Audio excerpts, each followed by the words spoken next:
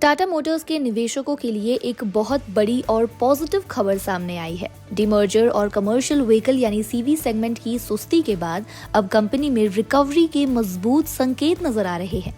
Tata Motors एक बार फिर बड़े विदेशी ब्रोकरेज हाउसेस की पहली पसंद बनकर उभरी है। जेपी मॉर्गन और बोफा सिक्योरिटीज जैसे दिग्गजों ने इस शेयर पर खरीदारी यानी कि बाय की सलाह के साथ कवरेज की शुरुआत की है। ऐसे में जानेंगे कि दोनों ही ब्रोकरेज हाउसेस ने टाटा मोटर्स पर क्या क्या टारगेट्स दिए हैं। दोनों ब्रोकरेज ने 475 रुपए का टारगेट दिया है, जो मौजूदा भाव से करीब 23% की बढ़त का संकेत है। आज यानी 18 दिसंबर गुरुवार को शेयर 4.5% उछलकर 404 रुपए के पार पहुंच गया, जो इसका 52 वीक हाई भी है। इस तेजी के पीछे क्या कुछ कारण है, जानते हैं। पहला, कमर्शियल व्हीकल में सुधार। भारत और यूरोप दोनों जगहों पर ट्रकों की मांग में रिकवरी शुरू हो गई है। इससे कंपनी के वॉल्यूम और मार्जिन में बड़ा सुधार देखने को मिल सकता है। दूसरा, मजबूत फाइनेंशियल ग्रोथ। FY26 से FY28 के बीच कंपनी के एबिटा में 13 से 15% की सालाना CAGR यानी कि कंपाउंड एनुअल ग्रोथ रेट के बढ़त का अनुमान है।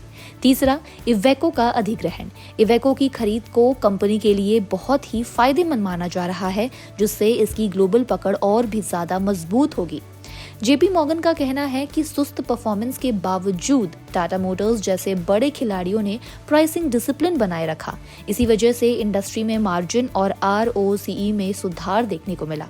ब्रोकरेज को अगले कुछ सालों में करीब 16,200 करोड़ रुपए के फ्री कैश फ्लो जनरेशन की उम्मीद भी है, जो वैल्यूएशन री रेटिंग का बड़ा ही ज्यादा ट्रिगर बन सकता है।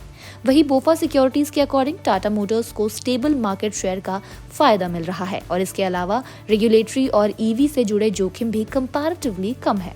कंपनी की बैलेंस शीट में डी-लेवरेजिंग का असर अब दिखने लगा है, जो लॉन्ग टर्म निवेशकों के लिए काफी बड़ा पॉजिटिव संकेत है।